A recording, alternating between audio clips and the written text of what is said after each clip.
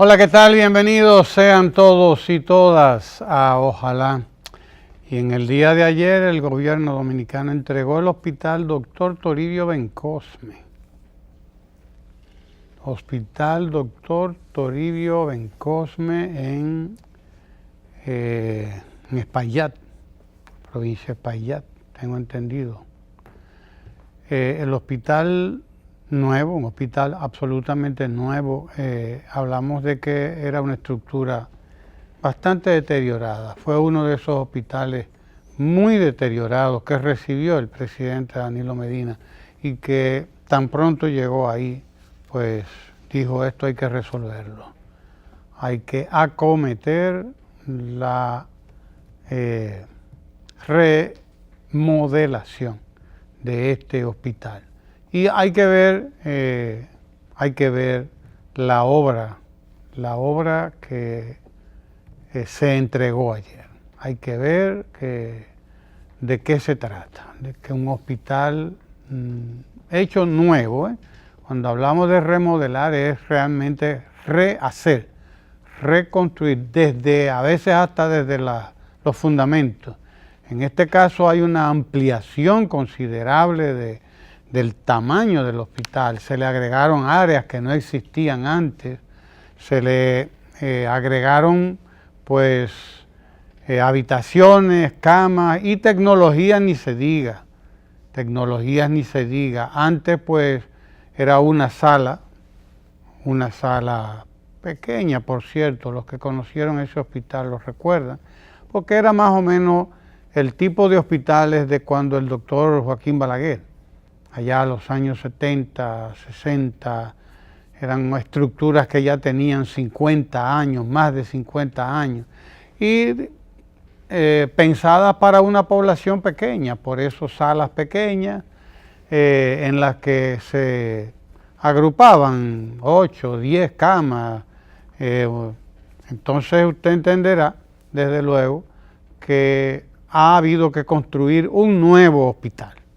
Ha habido que hacerlo de nuevo. Y ahora usted tiene habitaciones con 2 camas, no con 10, como estaban antes, una sola o 2 grandes salas donde todo el mundo estaba junto, sino apenas con un baño o 2 para 10 gente. Ahora usted tiene habitaciones ahí con 2 camas máximo y desde luego con todas las de la ley, con toda la última tecnología. Los gases que antes había que entrar aquellos rodando los tubos por los pasillos, era realmente una cosa. En todos los hospitales del país eran así, eran lo mismo, puesto que no estaban adaptados a las nuevas realidades de la ciencia médica. Pues estamos hablando de algo totalmente nuevo, además climatizado, quiere decir con aire acondicionado en casi todas sus áreas, aire acondicionado, más de un quirófano, desde luego, también, que antes apenas había uno en estos hospitales. Por lo tanto, estamos hablando de una gran contribución. Hospital Dr. Toribio Bencosme. Vamos a compartir ese testimonio, vamos a compartirlo con nuestros televidentes y con nuestros radioyentes también, que podrán oír lo que cuentan estos testimonios. Me avisa cuando estemos listos. Adelante, señor director. Esto que yo estoy viendo, no lo creo, porque nosotros hemos pasado mucho trabajo aquí en el hospital, una emergencia fea. Y pacientes que vienen a veces que no hay de nada, no había de nada antes. Este hospital antes parecía un zoológico. Los techos llovían afuera y escapaban dentro. La pared agrietada, el piso que no se podía ni caminar. Ya no. Y este hospital está que no hay que envidiarle a nada. El hospital ahora está nítido, está todo moderno, porque anteriormente habían como 10 camas en una habitación. Ahora no, apenas 2. Y ese aire, imagínate. que antes no teníamos aire, lo que tenían era abanico. El centro de salud de allí no, diferente anterior. Si no tenemos salud, no tenemos vida. Siga trabajando, presidente. Va trabajando bien. Sí, señor, 4 quirófanos. Imagínese usted pasar de un quirófano a 4 quirófanos. Y además un hospital, pasillos amplios, habitaciones amplias, con aire acondicionado. Esos son derechos ganados por el pueblo dominicano. Estamos hablando de derechos, no es de otra cosa, de derechos. El pueblo dominicano tiene derecho a tener hospitales de última generación. El pueblo dominicano tiene derecho a la mejor salud, como todos los pueblos del mundo. Los pueblos tienen derecho a la mejor salud también, a la mejor inversión del Estado en salud, en educación, en fin, en todo. Porque además esos son derechos constitucionales. Esos son los aspectos de la Constitución que son fundamentales, que son los que hay y los que no deben cambiar nunca, sino para mejor. Cada vez que cambien debe ser para mejor. Óigase bien, esos sí son derechos constitucionales, no el derecho de un señor a poder gobernar mientras que a otros se les limitan, a ellos se les facilitan. No, eso no es justo. Eso no es justo. Esto sí, esto es repartir justicia. Esto es repartir justicia. Esto es reconocer los derechos de la ciudadanía, los derechos del pueblo dominicano. Y hay que reconocer que desde que llegó ahí el presidente se ha dedicado a honrar esa Constitución en todo lo que ella es fundamental.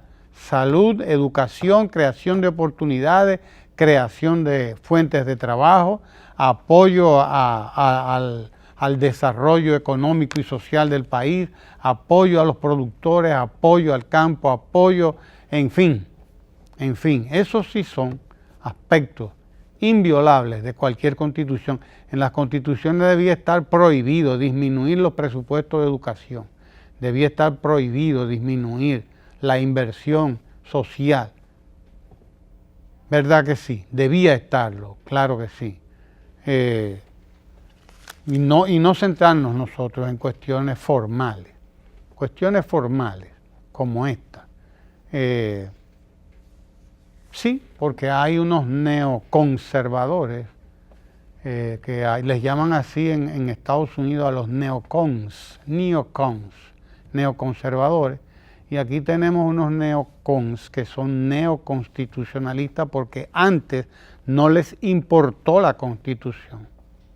Antes no les importó la Constitución, ahora sí le preocupa, y lo único que le preocupa de ella es un transitorio que está ahí, que afecta solamente a uno, pero a otro que ya gobernó 12 años no lo puede afectar, no lo afecta, no señor. Hay gente que se dedica a ese tipo de cosas, esos neoconstitucionalistas nuestros. No les importó lo que se establecía ahí en lo que tiene que ver con la salud. Ninguno de ellos se preocupó porque en la República Dominicana, por ejemplo, no había sistema nacional de atención a emergencias. El Sistema Nacional de Atención a Emergencias que acaba de cumplir 5 años. A ninguno les interesó eso. Si la Constitución hablaba de esas cosas o no, no les importó. Lo que les importa es ahora sí, ellos entienden que esa Constitución no es modificable, cuando la propia Constitución establece que sí, que ella es modificable. Es la Constitución la que establece que a ella es modificable y que se la puede modificar siguiendo los procedimientos que ella misma establece. Pero entonces no les interesó la Constitución para crear el 911. estuvieron mamoneando de aquí para allá y de allá para acá y tirándose la pelota el uno al otro y mirando a ver cuál era el impuesto que iban a poner y cómo era que iban a recaudar para establecer el 911. El 911 es hoy una realidad que acaba de cumplir 5 años.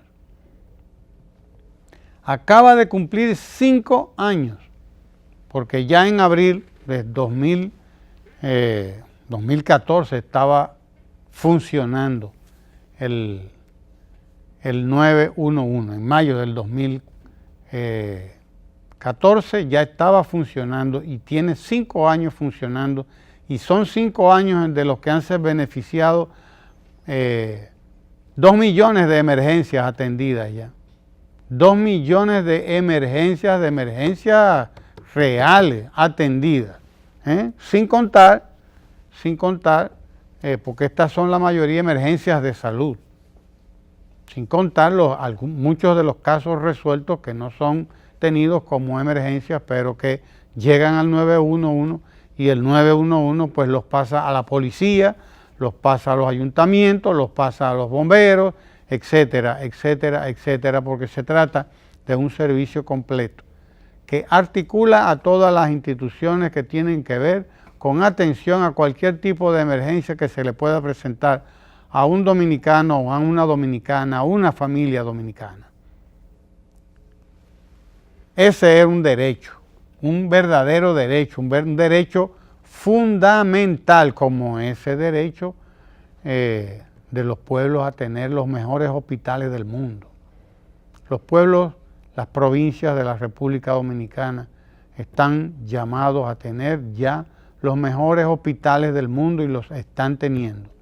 El que se entregó ayer, el Toribio Bencosme, es un hospital bellísimo, un hospital grande, un hospital con aire acondicionado, un hospital con 4 quirófanos, óigalo bien, 4 quirófanos, en vez de 1 o 2, que era lo que tenían antes. En el mejor de los casos tenían 2.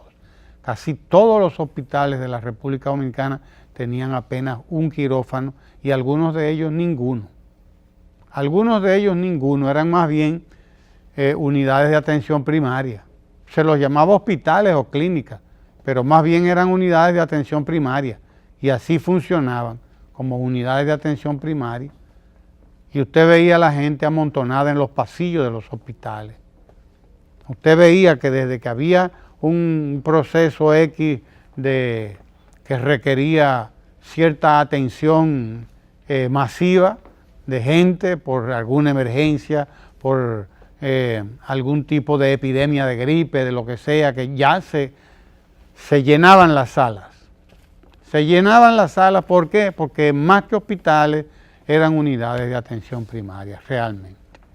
Eso es lo que eran, unidades de atención primaria. Hoy, los hospitales dominicanos, los nuevos hospitales que está entregando el presidente de la República, son hospitales equipados como usted está mirando ahí.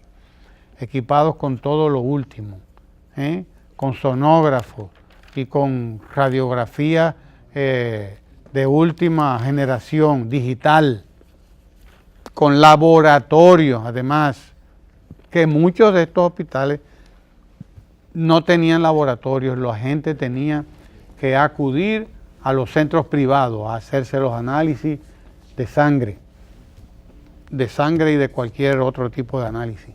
Tenían que acudir a los sectores privados, porque no lo había en los hospitales públicos, no se hacía análisis químicos, análisis de sangre, análisis de nada de eso, de orina.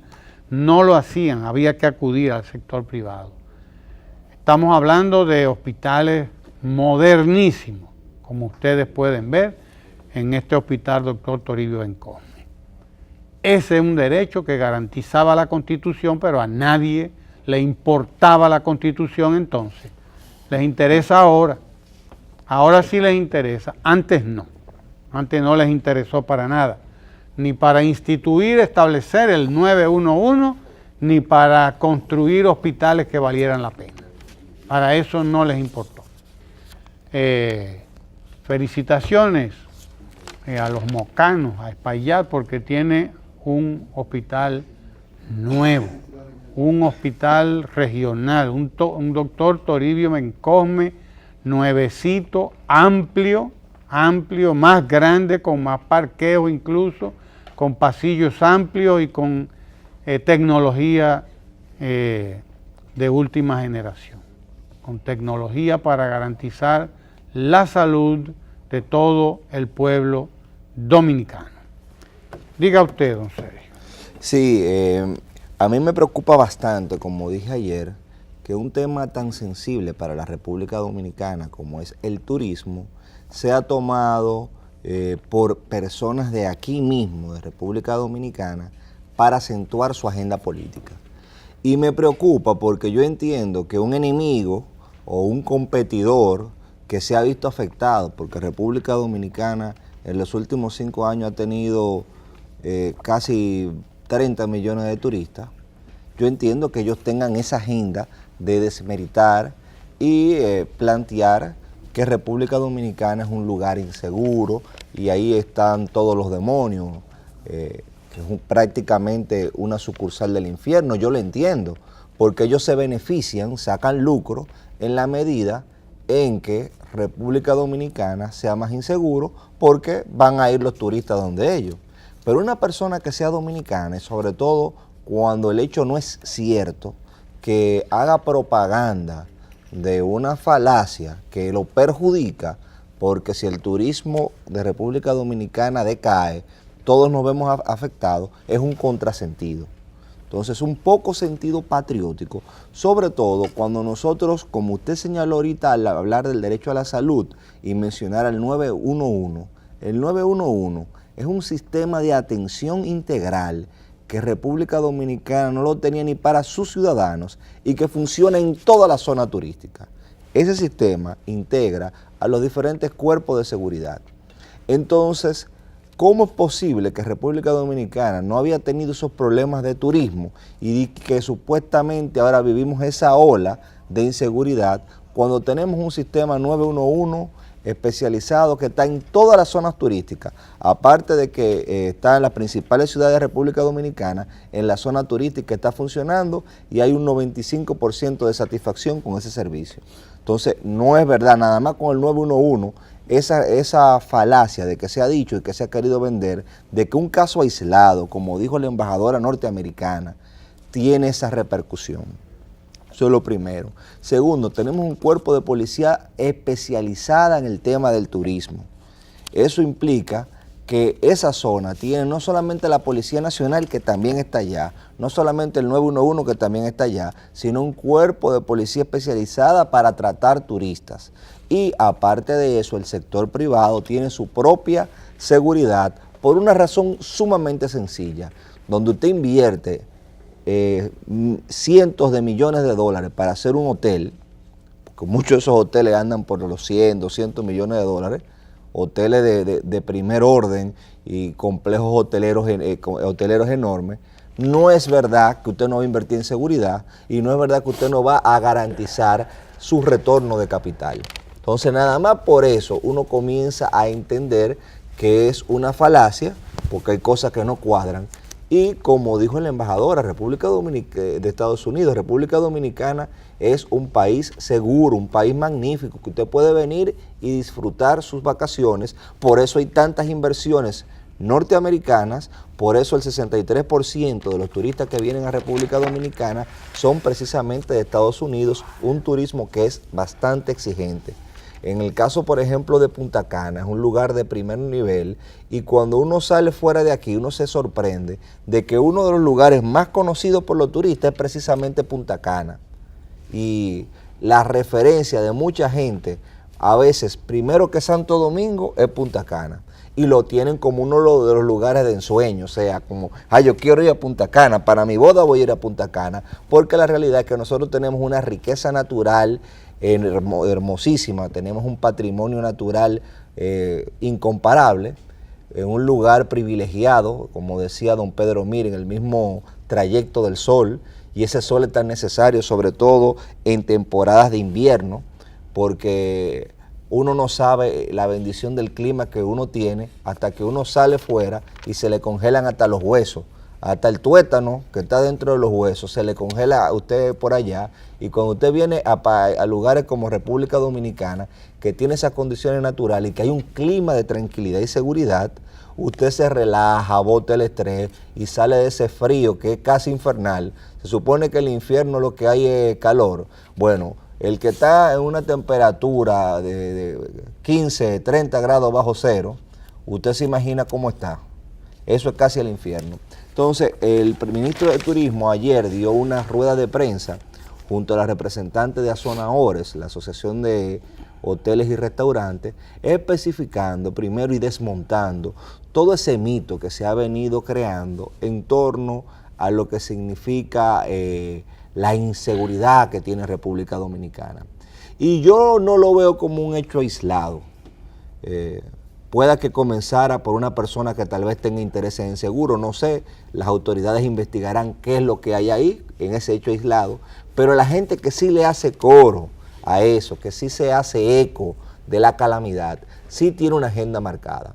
La agenda es plantear que todo está peor. Decía Ernesto Sábato en el libro El Túnel, en esa novela, que todo tiempo pasado fue peor. Y yo creo que sí, fue mejor, que uno tiene en el cerebro la capacidad de olvidar las cosas malas que pasaron y suavizar los recuerdos. Por eso usted se encuentra gente que está criticando al gobierno de manera feroz y de buena primera su propuesta de vanguardia es Ramfi Trujillo Domínguez, o Ramfi Domínguez Trujillo. Y cuando usted escucha el discurso de Ramfi Domínguez Trujillo, que para mí por sí solo no tiene ningún mérito, lo que sí tiene mérito es que se reivindique una tiranía tan salvaje como esa. Muchas personas que no lo conocieron y otras que sí lo conocieron, me lo están reivindicando como algo positivo. Cuando República Dominicana, si bien tuvo un periodo de crecimiento capitalista, la miseria era enorme y la concentración de riqueza estaba en 2 o 3 familias, aparte de la familia Trujillo, que monopolizó y agarró todo. Entonces, estas personas que están llamando al desastre, tú lo ves hablando de que del orden, y te encuentras con un reformista hablándote de que esta Suprema Corte de Justicia no es buena, y la referencia que yo tengo de la Suprema Corte de Justicia escogida por razones politiqueras, no políticas, todos los jueces tenían que ser politiqueros, es la de Néstor Contín, una Suprema completamente manejada por el poder político, que hay que reconocer que después de la reforma del 94, que se hizo en medio constitucional del 94, que se hizo por una crisis política, nosotros tuvimos un Consejo Nacional de la Magistratura y una nueva Suprema que empezó en el 97, que empezó a desentar las cosas. Y ese adesentamiento que hubo frente a la justicia de Balaguer se siguió profundizando, y una labor estelar, a pesar de lo que dice mucha gente que ahora quiere desmeritar, fue la Escuela Nacional de la Judicatura. Esa escuela que a partir de esa reforma constitucional y de la nueva Suprema Corte de Justicia que se escogió a partir del 97, esa escuela sirvió de filtro. Y adivinen quién era el director de esa escuela que fue reconocido como un lugar de alta enseñanza. Precisamente el que muchos ahora quieren objetar porque tenía una simpatía con el Partido de Liberación Dominicana. Luis Henry Molina fue el director de esa escuela que fue reconocido como un alto lugar de excelencia. Y ahora él le toca encabezar por una decisión política, de un órgano de decisión política, lo que es la Suprema Corte de Justicia, que lo que es realmente ahora es una Corte de Casación, porque escucho mucha gente hablar y República Dominicana ahora tiene un sistema tan diferente al que tenemos un Tribunal Superior Electoral, que no es la Suprema Corte de Justicia que decide el tema electoral, ni siquiera la Junta Central Electoral. La Junta organiza los comicios. Si hay un lío con lo que tiene que ver con los derechos de los que participaron en los partidos, van al Tribunal Superior Electoral. Tenemos un tribunal constitucional que podría ser un suprapoder, que si hay un tema de constitucionalidad, un derecho de amparo, va por ahí. Tenemos obviamente la Suprema que acabo de mencionar, o sea que tenemos varias instituciones y nadie puede decirme a mí que aquí hay una concentración de poder. Entonces, sin embargo, usted se encuentra que dicen por un lado que aquí no hay orden, pero por el otro lado dicen que aquí hay una dictadura. Entonces, son dos cuestiones completamente contrapuestas. O aquí hay una dictadura y hay orden, porque la dictadura funciona con el orden, o aquí no hay una dictadura Y entonces vamos a sopesar lo que se dice, porque el discurso tiene que tener por lo menos una lógica. Y la lógica que es incontrastable es la siguiente. No es que la justicia dominicana es perfecta, pero por mucho, cualitativa y cuantitativamente, está mejor que antes. No es que el Ministerio Público sea perfecto, pero por primera vez tiene mayor independencia que antes. No es que la Policía Nacional sea buena y completamente buena, porque todavía los sueldos no son sueldos dignos. El presidente tuvo que hacer un aumento a la Policía Nacional e irle mejorando las condiciones, porque tuvimos presidentes que le decían a los policías, macuten, que no hay dinero para aumentarle. Ese era el criterio que se tuvo aquí. Entonces, hay un proceso de dignificación de la policía que se ha venido realizando. Me dicen que no tenemos orden en la frontera. Nunca como ahora se había invertido tanto en la frontera, que como usted dijo una vez, una zona que desde el punto de vista poblacional, nosotros le estamos dando una importancia estratégica, porque tiene una importancia estratégica, pero no desde el punto de vista poblacional. Y por un criterio de desarrollo humano, usted ve que se ha puesto foco en las visitas sorpresa, por ejemplo, y hay un privilegio hacia la franja fronteriza porque se entiende que en la medida de que se aumentan los servicios para esa franja, esa gente va a mejorar. Entonces, todo ese discurso, y retomo con el punto original que aquí se planteaba, de que esa frontera que ustedes están mirando en pantalla ahora es más insegura, de que todo está mal, de que hay un caos, de que no hay justicia, de que no hay régimen de consecuencia. Tenemos más régimen de consecuencia que en toda nuestra historia. Obviamente, todo esto es perfectible y por eso es que hay que apresurar la continuación de esto. Por eso lo importante de que esto siga continuándose, porque todavía requerimos mayor seguridad e inversión en la frontera. Ayer se entregó un puesto. Sí, a eso iba. Ayer se entregó un puesto fronterizo que viene a reforzar esa inversión y ese cuidado de la frontera. Y por el otro lado viene a matarle el cuento en la funda a quienes dicen que ese no es un foco de atención. El gallo en la funda. ¿El gallo en la funda? Sí, el gallo se mata en la funda. ¿Y dónde yo lo maté? Que no lo dejan llegar. Usted lo que mató fue el cuento en la funda, el gallo. Cuando la gente iba antes para la gallera, le mataban el gallo en la funda.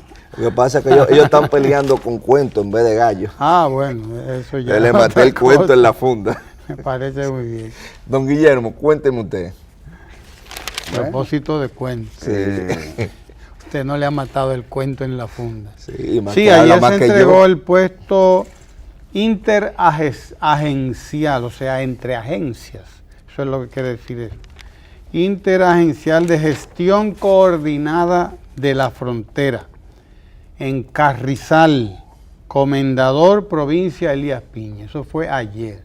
Y ahí están las palabras del jefe de las Fuerzas Armadas, Paulino Sem, hablando precisamente a propósito de la entrega que hizo ayer el presidente de este puesto interagencial, que es uno de los puestos interagenciales, es decir, donde convergen varias agencias.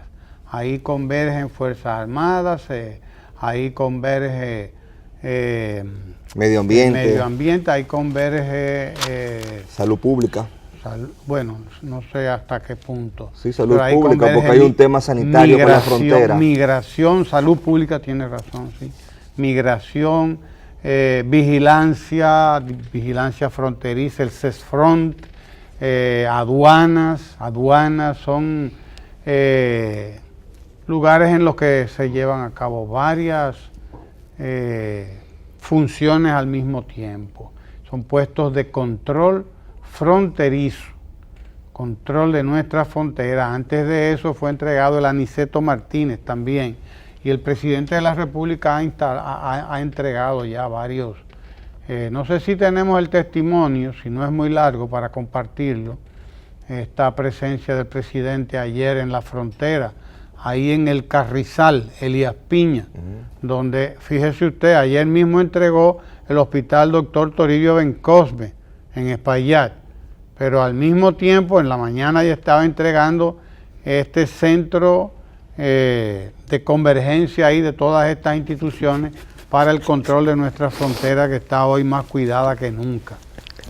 Ahí el centro de Carrizal, centro interagencial de Carrizal, en Elías Piña, que como dije, es centro de aduana, es centro de migración, es centro de del CESFRON, del Consejo Especializado de Seguridad Fronteriza, y de todas esas agencias que ustedes conocen, que convergen en todas las fronteras.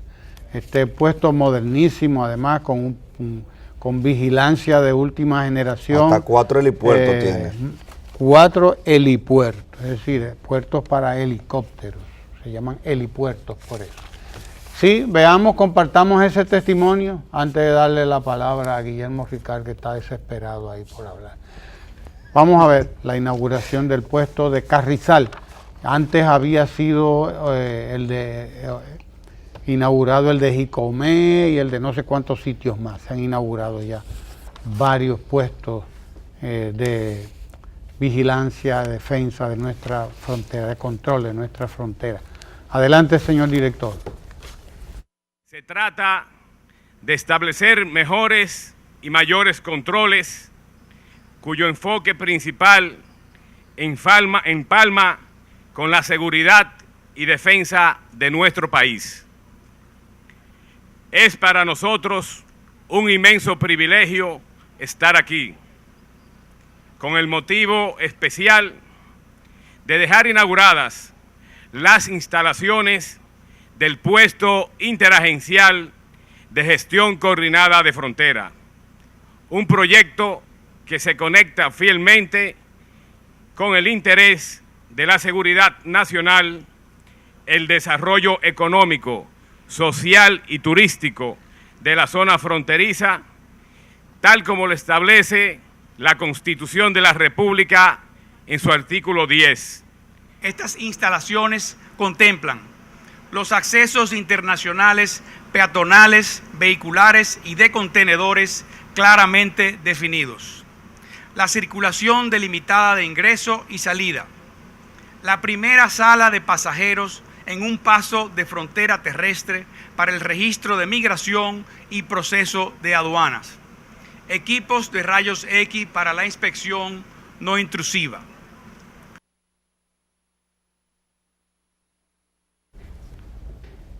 Sí, ahí está el presidente cortando la cinta de este puesto interagencial en Carrizal, en Elías Piña, para la gente que está muy preocupada por la seguridad de la frontera. Ningún gobierno, ninguno, óigalo bien, por Dios, y dejémonos de estar hablando tonterías, ninguno había llevado a cabo una inversión semejante en la frontera. Una inversión semejante en términos de fortalecimiento institucional de nuestra frontera, de las instituciones que están presentes allí en la frontera. Ninguno había llevado a cabo una labor de inversión como esta y de actualización, porque estos puestos lo que habían eran unas casitas.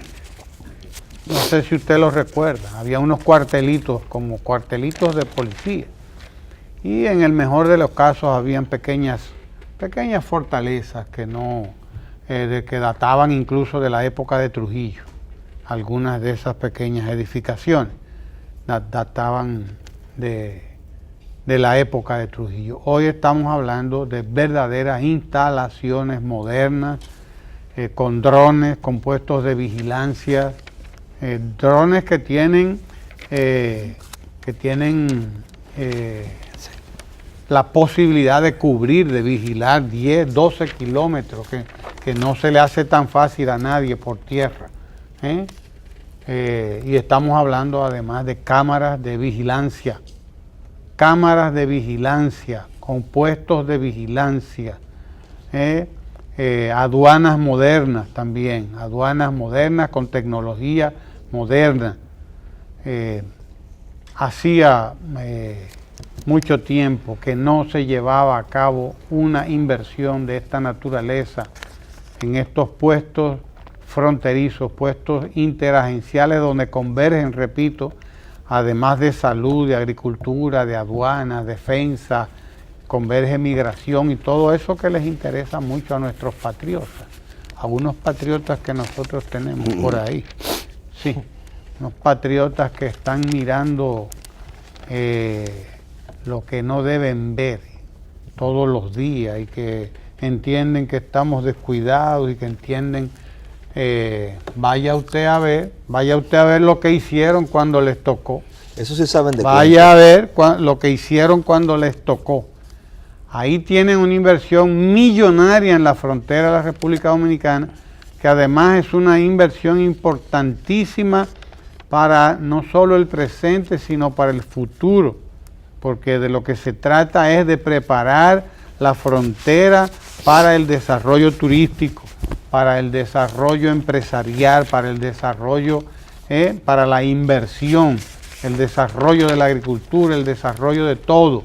Por allí es preparar para eso, dándole institucionalidad, aportando la institucionalidad que no había en esas zonas, aportándole la formalización de todos los servicios de migración, de aduanas, de salud, de control de plagas, de control de, en fin, de todo lo que puede ocurrir con la agricultura, con el ingreso de todo lo que se negocia a través de nuestras fronteras, modernizadas ahora, modernizados estos puestos de chequeo. Este que se entregó ayer en Carrizal, en Elías Piña, es un puesto modélico, con unidades motorizadas en todo el sentido de la palabra.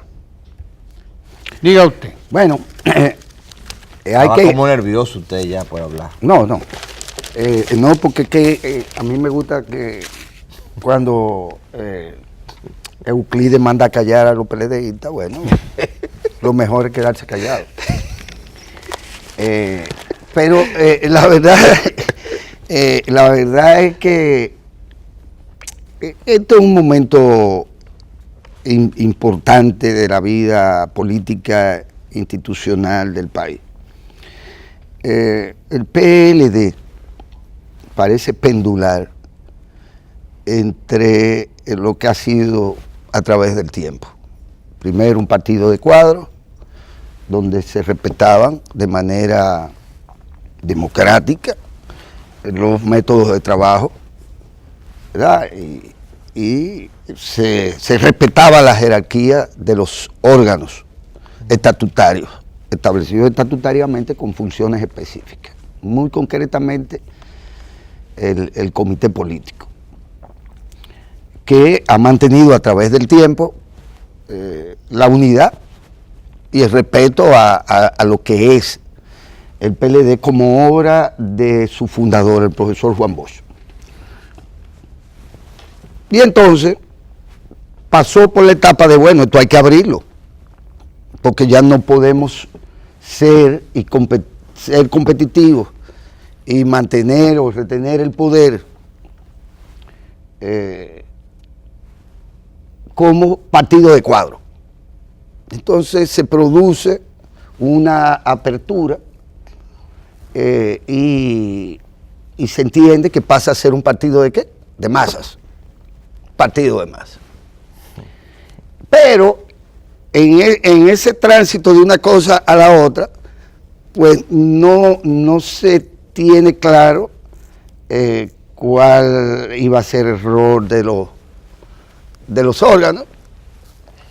Ahí entonces usted ve cómo aparece un secretario de organización que no es miembro del comité político, por ejemplo, o aparece alguien que es financiero siendo un empresario, no un dirigente político de origen PLDista. Y se privilegia, en aras de las corrientes, se privilegian a ciudadanos para ser funcionarios, para articularse los anillos alrededor de ciertos liderazgos. Y estamos entonces en primaria abierta,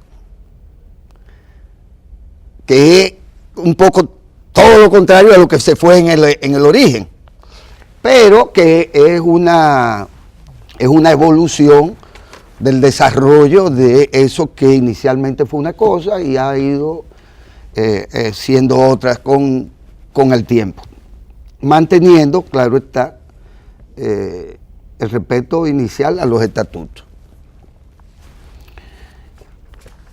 Y la verdad es que en ese contexto parecería que nosotros no nos vemos en los espejos de la democracia de otros países. Porque en España, por ejemplo, que nos gusta tanto hablar de la madre patria y las cosas por el estilo, usted ve cómo se debate políticamente al interior de los partidos y entre los partidos. Y usted ve que en el caso del PSOE o en el caso del otro partido, el de derecha ese, el PP. El PP. O Ciudadanos. Bueno, Ciudadanos es ¿verdad? Pero el PP. Desprendimiento del PP, Ciudadanos. Sí, como liderazgos importantes fueron desplazados.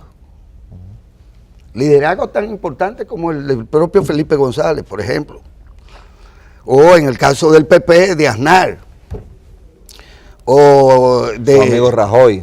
Rajoy, en el caso del PSOE, pues el otro que anda por aquí. Luis Rodríguez Zapatero. Rodríguez Zapatero y demás.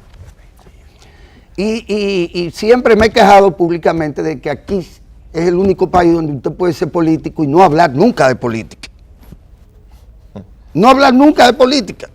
Y usted puede ser dirigente de más miembros de un comité político, usted nunca va a hablar con nadie de política. Es más fácil verse en el Estadio Quiqueya o en el Cibao, uno aguilucho y el otro liceísta. A mi síndico yo nunca lo he visto hablando de política, ahora que usted dice. No, este es un país maravilloso donde la política consiste en cualquier cosa, inclusive negocio, menos en la discusión ideológica o en la discusión política, ni siquiera en la bendita discusión académica. Y entonces se le deja a la sociedad civil que hable de política y que le diga a los partidos políticos qué es lo que tienen que hacer. Y a los faranduleros se les permite que hablen de política también, pero los políticos no hablan de política. Y parece ser que llegó la hora en que hay que hablar de política al interior de los partidos y ver qué traen en la bola los jugadores. Así yo veo esto. Ahora, no puede ser que hablar de política sea judicializar la política, que es otro de los inventos, que es que como durante mucho tiempo se consideró la política como el ejercicio de los abogados, sobre la base de excluir a todos los que simplemente no eran abogados, sino ciudadanos. Entonces se cayó en el plano de judicializar la política. Y hay gente que se asusta cada vez que hay una discusión entre los líderes, principales o no, de los partidos políticos. Y muy concretamente en el caso del PLD.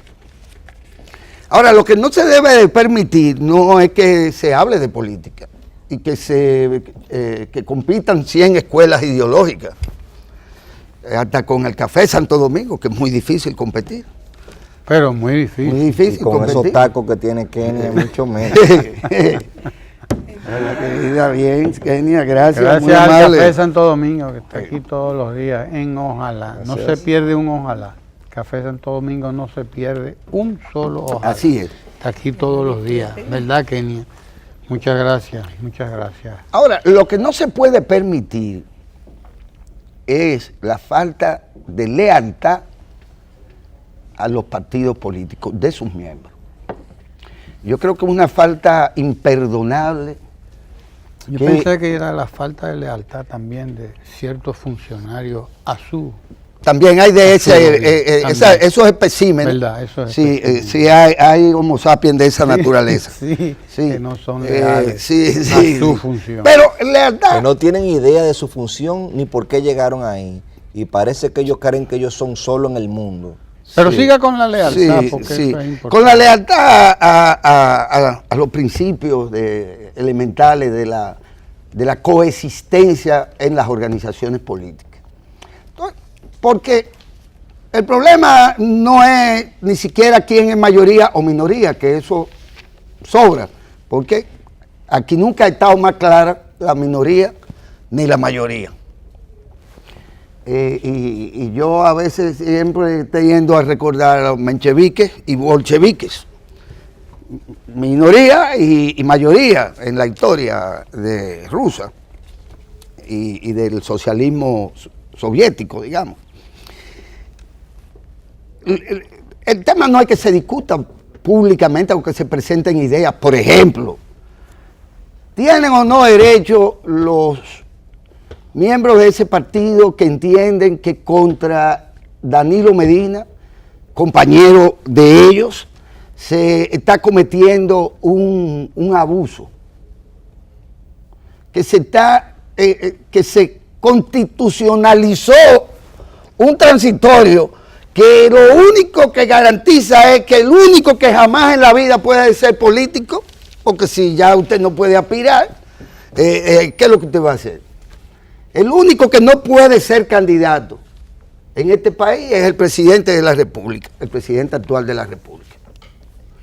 Pero usted me va a decir, no, pero es que eso no es el espíritu es que no haya reelección consecutiva. Y que nunca jamás.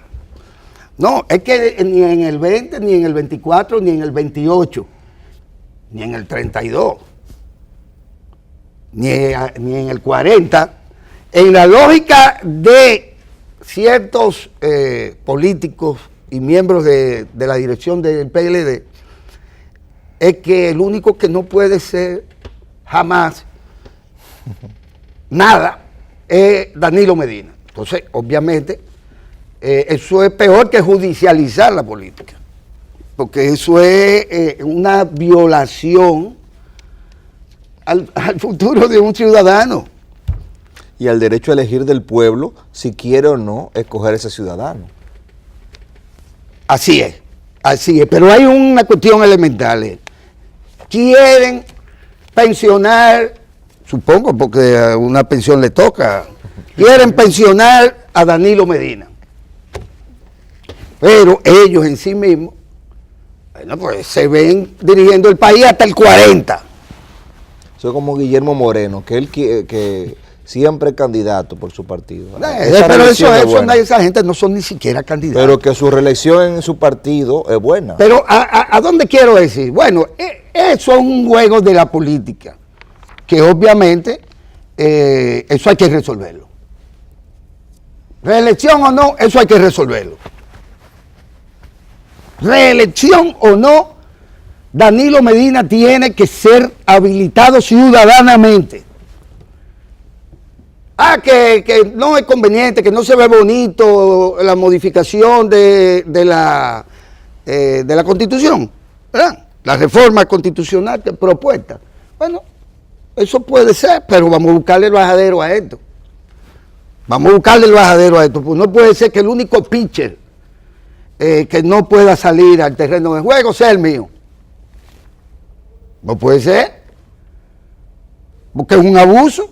Además, un contrasentido que al mejor presidente de la historia de este país, usted le diga, no señor, usted se va para el carajo. Y sépase qué es lo que es el carajo, porque a veces se cree que es un uso fuerte. No, el carajo no es más que el carajo. A donde mandaban a los marineros que se portaban mal. Váyase para allá arriba. Al mástil que tenía un canasto allá arriba, eso se llama carajo. Que es lo que se quiere hacer con el presidente Danilo Medina, mandarlo para el carajo, hasta que lleguemos a un puerto, sabe Dios dónde. Para el canasto. Para el canasto, mandarlo para el canasto. Bueno, eso hay que resolverlo. Y lo tiene que resolver el Partido de la Liberación Dominicana. La mayoría de los miembros que sean consultados vía los organismos. Ahora, lo que es imperdonable, profesor, querido y respetado Euclides Gutiérrez Félix. Y lo del profesor es porque escogí una materia de historia con él en la universidad en alguna ocasión.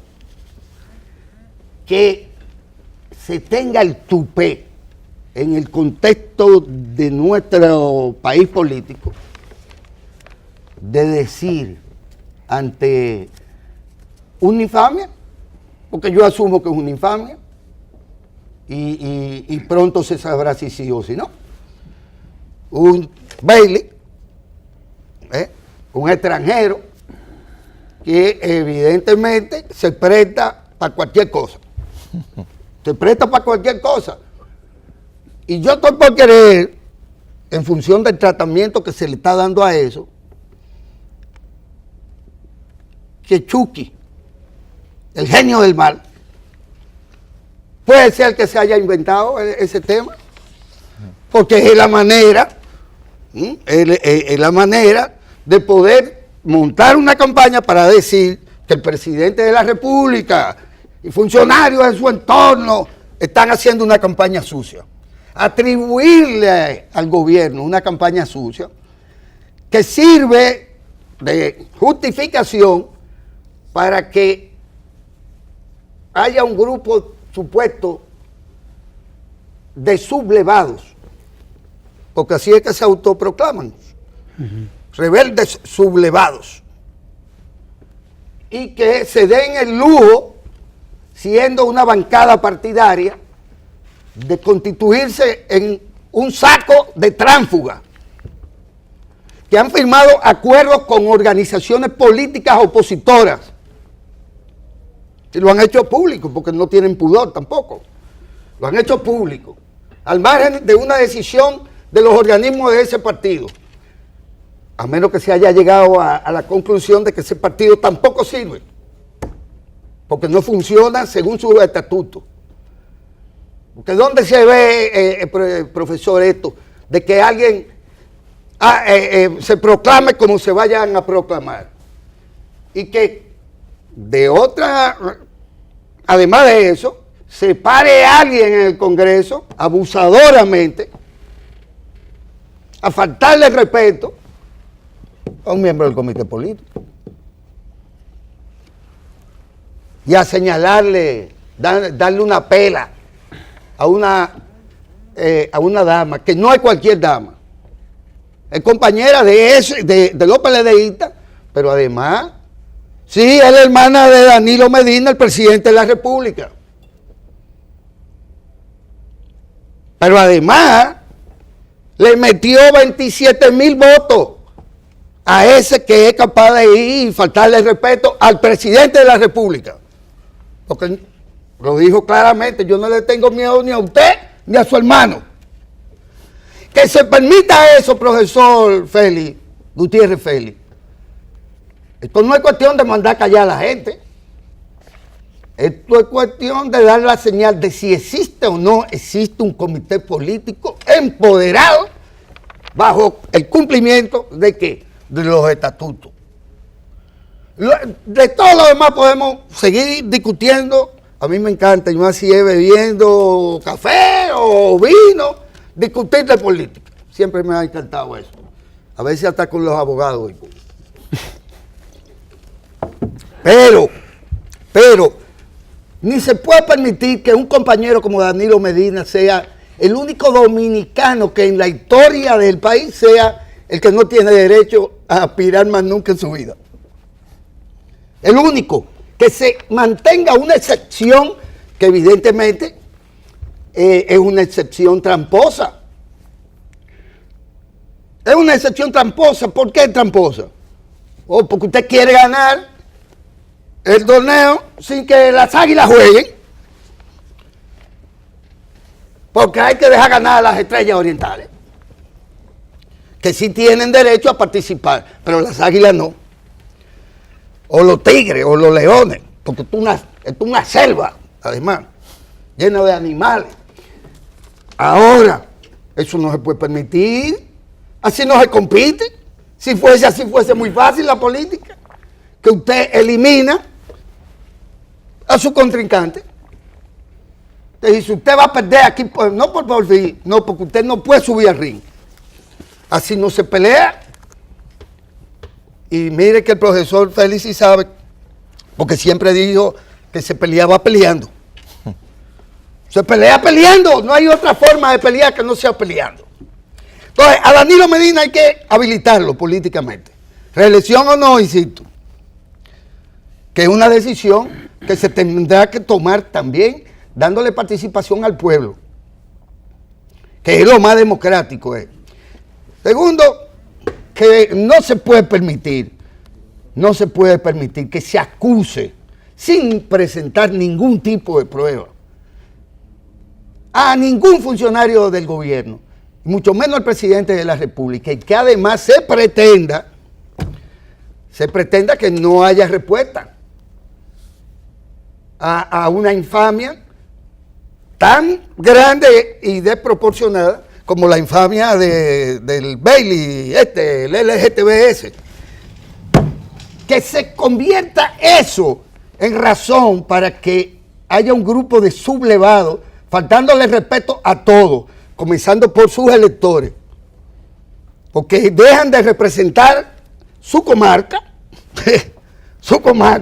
la dejan de representar, o en violación a todo, y que tampoco haya una respuesta. Estoy de acuerdo con el profesor Félix en el sentido de que debe ser un órgano del partido, o los órganos del partido que den respuesta, pero alguien tiene que dar respuesta a este tema. No, esto no es cuestión de un pacto, que también veo al amigo Navarro, que pacto de unidad, carajo. El único pacto posible es que se cumplan los estatutos de ese partido. Si no, vamos a recoger los bates y los guantes y todo, y vámonos de aquí. No pueden haber pactos de aposento ni nada por el estilo. Lo que se tienen es que cumplir con los estatutos y con los métodos de trabajo. No puede haber, y no se puede además aceptar que aquí el único que no tiene derecho político sea el presidente de la República. Búsquenle la vuelta a eso, porque no es posible que se siga insistiendo desde dentro del PLD en discriminar al presidente y que se pase a que un insignificante le esté faltando el respeto al partido y le esté faltando el respeto al presidente de la República, faltándole el respeto a Lucía Medina, de la manera desconsiderada en que eso se hizo. Y a mí me encantaría que tuviéramos ahí el video, para que ustedes vean lo que es un abusador. No nos encantaría eso. Bueno, pues ahí lo dejo. Son los PLDistas que tienen que responder, son los órganos del partido. Esto no es cuestión de quedarse callado, ni de ningún pacto de nada. Y si usted cree que el gobierno dominicano, como para llegar a oponerse a lo que llegue al Congreso, vía del Poder Ejecutivo, que es una cuestión constitucional también, la iniciativa legislativa la tiene el Poder Ejecutivo, y que ellos se declaren sublevados y acusen al gobierno de esa vagabundería. Porque si ustedes me dijeran que Chucky estuviera en el danilismo, pero el Chucky está del otro lado, que es el experto en campaña sucia, que se diga que el entorno del presidente es autor de esa infamia, es otra infamia mayor. Yo lo veo desesperado, hable. Lo que pasa es que todas estas cosas ocurren en las organizaciones cuando esas organizaciones caen en manos de minorías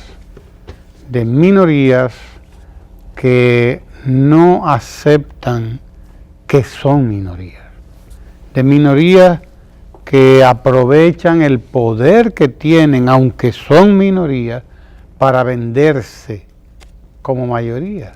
Y por lo tanto, lo que hacen es accidentarlo todo, incidentarlo también todo, para que nada sea llevado a una discusión seria. a una discusión profunda, porque de lo que se hace es que se dice, no, ese tema no se va a discutir, no, ese tema no se va a tratar aquí, y cuidado si me tocan ese tema, porque no voy. Pero ven acá, ¿y cómo es posible que usted diga, no, ese tema no se va a discutir aquí? Digo, que lo diga es una cosa, pero peor es que se lo acepten. Eso es peor, que se lo acepten, porque, venga acá, nosotros somos 35, de esos 35, 30, no sé, vamos a suponer que somos 30. De esos 30 hay 10, es decir, la tercera parte, que dice que ellos son los papaupas de la matica, como dice el pueblo dominicano. Pero hay 2/3 partes, que son 66%, que dice, pero ven acá, usted está mal. Mayoría calificada. La mayoría ultra calificada. Ultra calificada. Ultra calificada. Que dice, pero ven acá, usted no se da cuenta que usted está en minoría. Es más, una minoría que incluso puede resultar ridícula. Lo que pasa es que aquella mayoría no quiere aturrullar, no quiere aplastar a la minoría. Y en parte, pues permite este tejemaneje, esperando esto, esperando aquello, esperando una fecha, esperando una... Espérese, vamos a llevar el tema donde hay que llevarlo y vamos a discutirlo. Vamos a discutirlo. Convoque el Congreso. Convoque el Congreso, convoque el Comité Central, convoque el Comité Político. Claro. Porque la grandeza del PLD, y lo dice alguien que conoce al PLD, su grandeza y su permanencia incluso como partido a lo largo de 40 años casi. 40 ya, ¿verdad? Más de 40 años, sí, porque estamos hablando de 74, 45 años. 45 años. Su grandeza, su fortaleza a lo largo de 45 años no ha sido otra que la de respetar una regla elemental. La de respetar una regla elemental. La minoría se sujeta a la mayoría. La minoría acepta las decisiones que se toman por mayoría. ¿Por qué están divididos todos los otros partidos de derecha y de izquierda? Todos los de derecha, como el Partido Reformista, como el PRD, hasta el mismo PRM, todos los de derecha, y los de izquierda por igual, igualito, porque no fueron capaces nunca de sentarse a discutir sus diferencias y a actuar sobre la base de, señores, la mayoría. Lo que se decida por mayoría, eso es lo que va. En el mejor de los casos, lo que se hizo fue que cuando se decidió la mayoría, lo que era que iba, entonces la minoría dijo, no, pues yo me voy de aquí. Eso era lo que hacían, se iban. Sí, porque y formaban otra tienda, formaban otro ventorrillo. Cabeza lo que le va a pasar a Leonel si se va del PLD. Cabeza de ratón. Quedará convertido en un ventorrillo más, como le pasó a Rafael Alburquerque. Otro ventorrillo, quedó en ventorrillo y fue ventorrillo. Ventorrillo fue ventorrillo, se quedó, como le pasó a Tonito Abreu. Se salió, formó un ventorrillo y ventorrillo fue ventorrillo, se quedó. Max Puig. Lo que le pasa a todos, se salen, porque es que el pueblo dominicano es un pueblo inteligente, un pueblo además implacable. Dice, el que divide no me interesa. Al que divide, es más, hasta Juan-Bo pagó. Hasta Juan-Bo pagó cuando se fue del PLD. Lo que pasa es que Juan-Bo no es cualquiera. Juan-Bo no es cualquiera. Y cuando se fue del PRD, él dijo, yo me voy porque ya esto cumplió con lo que tenía que cumplir. Y ya esto no puede dar más. Por lo menos no puede dar lo que yo quiero que dé. Esto no se comporta como yo creo que debe comportarse. Y dijo, bueno, yo me voy de aquí. Y se fue él. Pero con él se fueron 25, 30 gente, dirigentes, que dijeron, no, profesor, nosotros lo acompañamos. Y él dijo, bueno, pues con esta minoría, una minoría muy minoritaria, como dicen, ¿verdad? Una minoría, pero calificada, Él dijo, con esta minoría podemos construir lo que andando el tiempo pueda ser una mayoría, porque Juan Bosch era un materialista, ya, era un marxista y había estudiado eso que se llama ley de los cambios cuantitativos y cualitativos. Y sabía que la calidad puede producir cantidad, que la calidad se convierte en cantidad. Y trabajando con la calidad, con una pequeña cantidad de individuos, pero educándolos políticamente y trabajando todos los días, toda la tarde, toda la mañana, toda la noche, todos los días, todos los fines de semana, nos decían los testigos de Jehová, me recuerdo, ahí vienen los muchachos de Juan Bosch, trabajando 24 horas, porque algunos trabajamos hasta de madrugada, ¿me entiendes? Trabajando, esa minoría pronto se fue convirtiendo en una mayoría que fue pesando en este país. Y en 20 años de trabajo que aquello hay que saber cómo, en 20 años, del 74 al 96. En el 90, ya en el 90, el PLD 16 años después, estaba tocando la puerta del Palacio Nacional.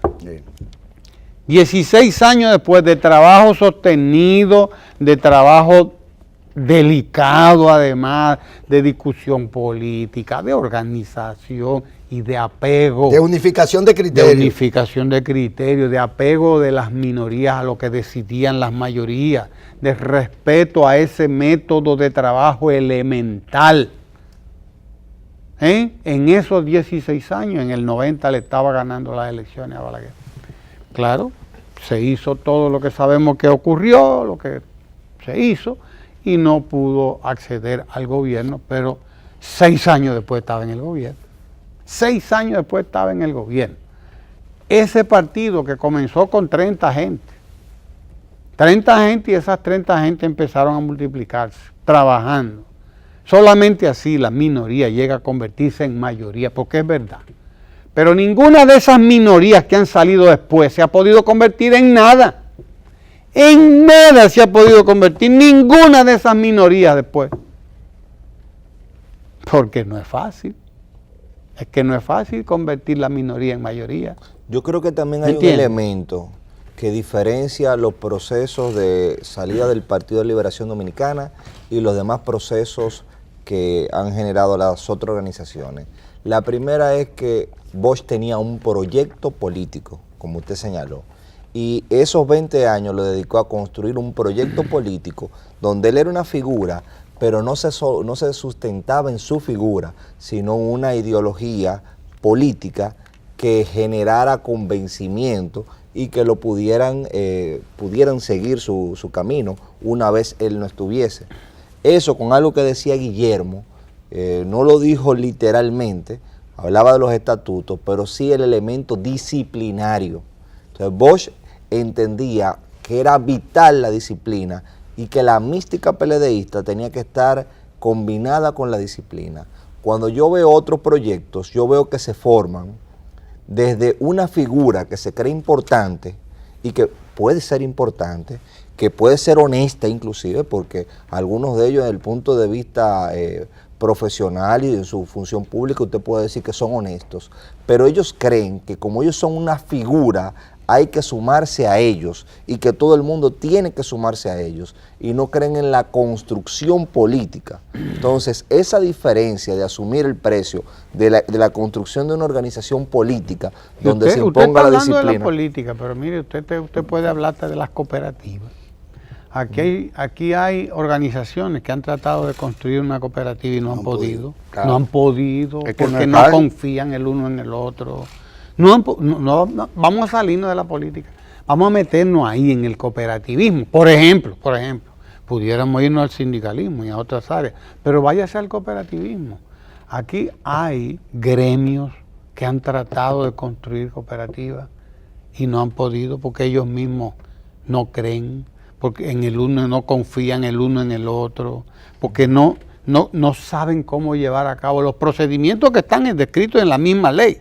Incluso, y los procedimientos que están en todos esos reglamentos, Pero ellos entienden que no, que a la larga Sergio me va a engañar a mí, o Guillermo me va a engañar a mí, o yo voy a engañar a Guillermo. Porque no hay liderazgo. Y no hay. La falta de liderazgo provoca la falta de confianza. Entonces, y aquí se confunde ser candidato con ser líder. Y usted sabe por qué, porque es que se requiere de un trabajo constante, pertinaz, persistente, con la condición social del ser humano. Esa condición social que lo marca a usted, en este caso en la República Dominicana, como un pequeño burgués, clase media, que se cree que se lleva el mundo por adelante. Leonel Fernández se quiere llevar el mundo por adelante y él entiende que él es la última Coca-Cola, no, el último Maví Ceibano del desierto. Y que todo tiene que ser así, como él dice, aunque él fue presidente 3 veces ya, él entiende que ya Danilo no puede ser presidente 3 veces. Y es incapaz de llevar un tema como ese al comité político. Venga, vamos a ponernos a discutirlo aquí en el comité político. ¿Por qué usted puede ser presidente 3 veces y yo no? Vamos a ponernos claro aquí. Y además de eso, sé 5 veces, porque cuando lo sea la 4ª vez, la 4ª vez es porque la 5ª lo va a hacer también, porque la Constitución no se lo prohíbe. Sí. Por eso es que él quiere que no le cambien la Constitución. Sí. Por eso es que él quiere que no le cambien, no la Constitución, no el transitorio. Que la Constitución ella misma, hay que repetirlo 1000 veces, la Constitución establece que ella puede ser modificada. Listo. Ella lo establece, yo puedo ser modificada. ¿De qué manera? Así, mire, de esta manera. Y usted no está hablando, por lo tanto, de pasar por encima, ni de pisotear, ni de manchar nada, como lo dice este ministro, que yo no sé quién le pide opinión sobre temas de una organización política a la que él nunca perteneció. Nunca perteneció, ni le interesó tampoco. Pertenecía a otra. Genial. Con su salsa se la come. Pero ¿de dónde viene a decir que hay que manchar nadie nada? No hay mancha. Lo que hay es procedimientos.